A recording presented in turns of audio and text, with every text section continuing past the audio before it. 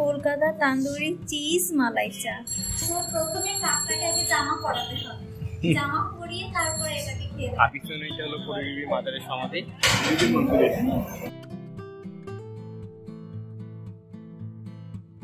Hey guys, আসসালামু আলাইকুম। আজকে আমার হলিডে, যার জন্য আর কি আজকে নামাজের পরে বের হলাম। দুপুরে এখনো খাই নাই, সকালে আর কি ব্রেকফাস্টও লেট করে খেয়েছি। এখন আমাদের আমার জন্য বিটি বানিয়ে এনেছিল।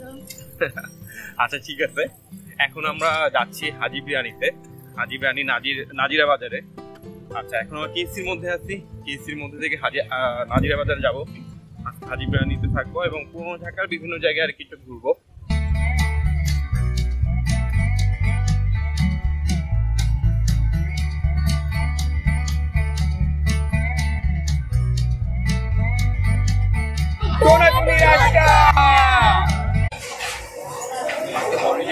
সব জায়গায় প্রচন্ড পরিমাণে ভিড়। পরে আমরা লাইনের ওখানে দেখছিলাম, ওখানে প্রচন্ড ভিড়। পরে নান্নাতে আসলাম, নান্নাতে এসে আর কি জায়গা পাইছি। এমনিতে প্রচন্ড ক্ষুধা লাগছে, সকাল থেকে এখনো না খেয়ে আছে। যাই হোক, খাবার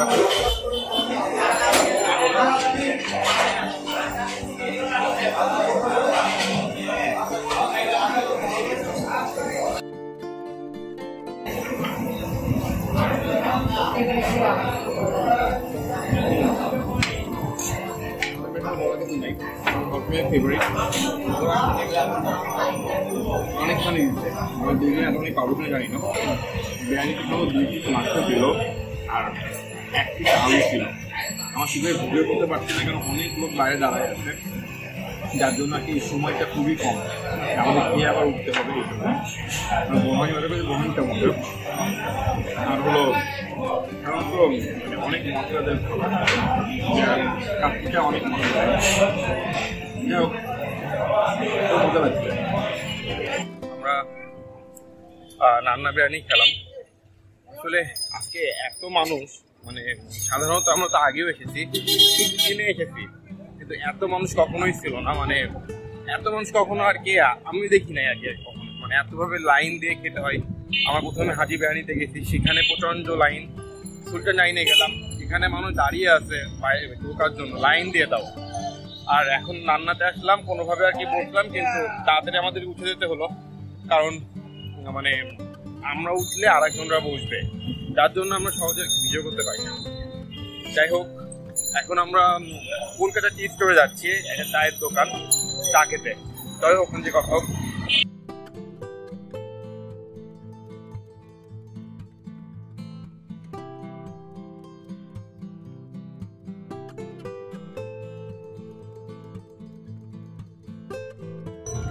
আমরা এখন সে চায়ের দোকানে চলে এসেছি।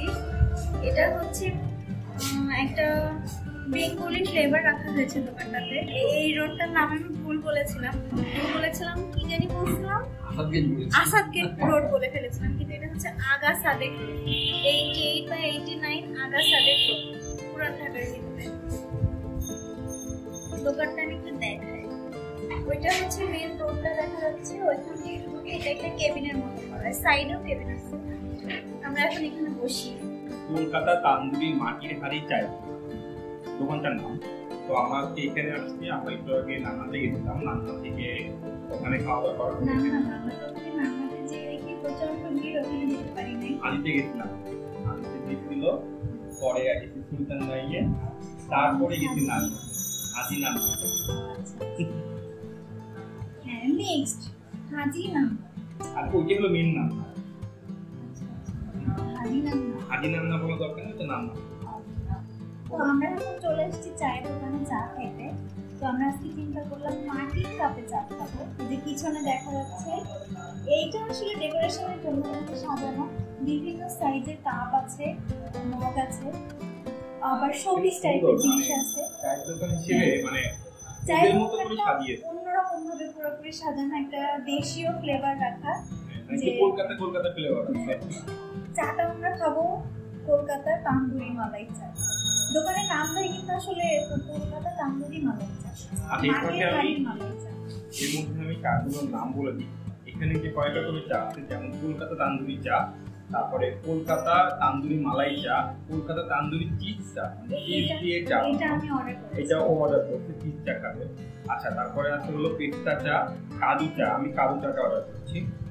আচ্ছা, দামটা বলে দিই, সাধারণত ওই যে মালাই একটা জিনিস আমি বলি, প্রাইস রেঞ্জটা কিন্তু খুবই কম। আমরা এখানে 25 থেকে 50 টাকা আমি করে সব ধরনের চা আছে। আমি যে চাটা অর্ডার করেছি কলকাতা তান্দুরি চিজ চা, এটা অনলি 35 টাকা, খুবই কম। আর আমি যে কাজু চাটা অর্ডার করেছি এটার দাম 50 টাকা। সো এই যে আমাদের চা চলে এসেছে, এটা আমার অর্ডার করা চিজ চা, কলকাতা তান্দুরি চিজ মালাই চা। আর এইটা ওনার পছন্দের, এটা হচ্ছে কাজু চা, সবগুলোই তান্দুরি চা।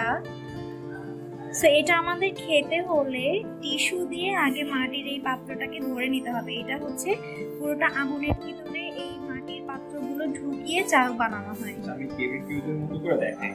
প্রথমে টিস্যু পেপার নেবেন, তারপরে টিস্যু পেপারটাকে এইভাবে ধরবেন, এইভাবে ধরবেন, তারপরে এইভাবে নিয়ে জাস্ট একটা এটা আসলে মজা, মানে কিন্তু আই নিউ ইট, এটা মজা হবে। আই নিউ ইট, হ্যাঁ, বিকজ এটা আমি অর্ডার করেছি, তুমি করেছো চিজ চা। সো এটা তো ওদের রেফারেন্সে ছিল। অ্যাকচুয়ালি আমি এসে জিজ্ঞাসা করেছিলাম যে আপনাদের এখানে কোন চাটা সবথেকে বেশি ভালো হবে, তো ওনারা আমাদেরকে এই দুইটা সাজেস্ট করলো। তো প্রথমে কাপটাকে আগে জামা পরাতে হবে, জামা পরিয়ে তারপরে এটাকে খেতে। আচ্ছা, তুমি দুটো ট্রাই করে দেখো কোনটা তোমার কাছে মনে হয় বেস্ট।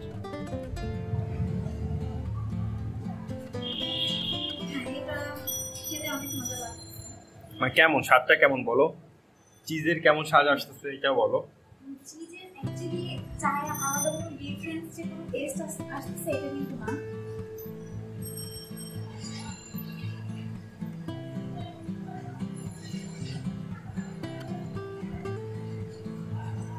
অ্যাকচুয়ালি চায়ের ইয়েটা সেম, টেস্ট সেম, জাস্ট ডেকোরেশনের জন্য এটার উপরে কাট দেওয়া, এটার উপরে চিজ না। কিন্তু যখন তোমার ওই যে চাটা খাওয়ার সময় যখন মুখে চিজ অথবা তোমার কাজু যেটাই পড়ুক না কেন, তখন কিন্তু একটা অন্যরকম একটা ফিল লাগে, মানে দুইটার মধ্যে ডিফারেন্স তখন চলে আসে। চিজটা মুখে পড়লে ওইটা আলাদা করে যে টেস্টটা আসে ওই টাইপের কিছু আসতেছে না। মেবি এটা কি বলবো, চাটা বানানোর সময় যখন গরম করা হয়েছে ওইটার কারণে হতে পারে। আর কাজুটা চাইলে যখন কাজুটা আমরা ইয়ে করবো, লাইট দিব, তখন কাজু যে ফ্লেভার ওইটা আসে, বাট চায়ের ফ্লেভারে কোনো ডিফারেন্স নেই। সো গাইস, এখন আমরা লালবাগ কেল্লা এসেছি। ভাবলাম পুরান ঢাকায় যখন খেতে আসছি তো একটু ঘুরে যাই লালবাগ কেল্লায়। প্রচন্ড পরিমাণে ভিড় আজকে, এত মানুষ। প্রথমে এত মানুষ দেখে ভাবলাম যে ঢুকবো না, তারপরে চিন্তা করলাম যে না যাই, একটু আসছি যখন ঘুরে যাই। তো দেখেন এখানে বেশিক্ষণ থাকা যাবে না, 5টা পর্যন্ত, তারপরে আমরা বের হয়ে যাই। মেন কাহিনীটা হয়েছে কি, লকডাউনের কারণে মানুষ বেরোতে পারছে না, যার জন্য একটু ছুটি পাইছে, সবাই সঙ্গে সঙ্গে বেরোনো শুরু করছে। কি পরিমাণে মানুষ, ঈদের সময় মনে হয় এত মানুষ হয় না। যাই হোক, চলো আমরা লালবাগ কেল্লা প্রত্যেকটা জায়গায় একটু ঘুরে ঘুরে দেখি। Hey guys, আমরা এখন পূর্বী মাজারের সামনে, এই পিছনে হলো পূর্বী মাজারের সমাধি। যাই হোক, আপনারা সবাই তো লালবাগ কেল্লা আগেও আসতেন, কিন্তু এত মানুষ হয়তো কখনো দেখেন নাই, আমিও দেখি নাই। তো আজকে আমাদের হলিডেতে আজকে মোটামুটি একটু ঘোরার ইচ্ছা ছিল, কোন ঢাকার মধ্যে ঘুরবো, তাই ভাবলাম যে লালবাগ কেল্লা থেকে একটু ঘুরে যাই। তো চলেন আর একটু ঘুরে ঘুরে দেখি। তারপরে বেশিক্ষণ সময় নেই, কারণ 5টার দিকে বন্ধ হয়ে যাবে, এখন অলরেডি 4:30 বাজে। তো আমরা কিছুক্ষণের মধ্যে বেরিয়ে যাবো।